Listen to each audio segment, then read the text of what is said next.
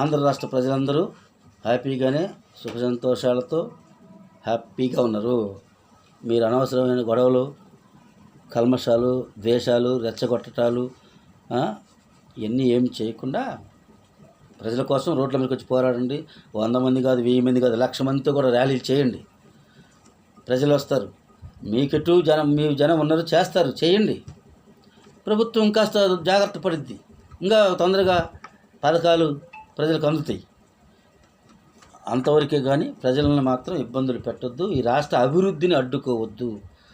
మీ రాజకీయ స్వార్థం కోసం అభివృద్ధిని అడ్డుకోవద్దు అని పదే పదే మేధావులని చెప్పుకునే మేధావులకు, ముఖ్యంగా ప్రతిపక్షం హోదా లేకపోయినా ప్రతిపక్షంగా మీరే ఉండాలి కాబట్టి ముఖ్యంగా జగన్మోహన్ రెడ్డి గారికి కూడా మేము చెప్పే సలహా, బీసీ నాయకులుగా, బీసీ